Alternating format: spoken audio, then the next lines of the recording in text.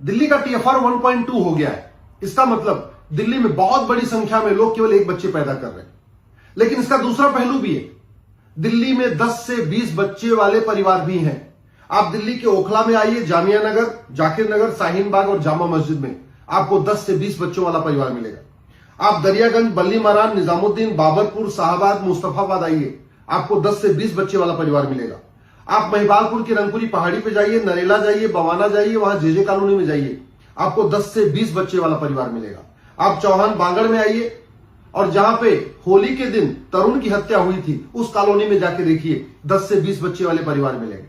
अभी गाजियाबाद में जहां पे सूर्या चौहान की हत्या हुई है उस कॉलोनी में जाइए, आपको 10 से 20 बच्चे परिवार मिलेंगे।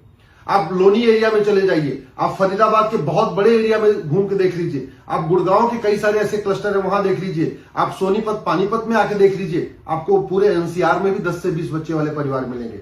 तो ये कड़वी सच्चाई है कि दिल्ली का TFR 2 से कम हुआ है, लेकिन वो किसके कारण हुआ है इसको आपको समझना है तो दिल्ली के अलग अलग एरिया में जाना पड़ेगा।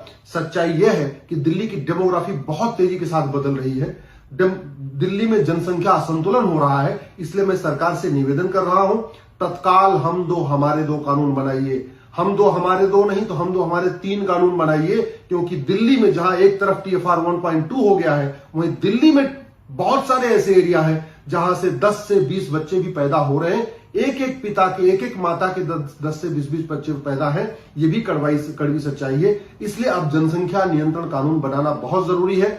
हम दो हमारे दो नहीं तो हम दो हमारे 3 सही, लेकिन चौथा बच्चा पैदा करने पे प्रॉपर्टी जब्त करने, सिटीजनशिप खत्म करने और कम से कम 10 साल की सजा देने के लिए कानून बनना चाहिए।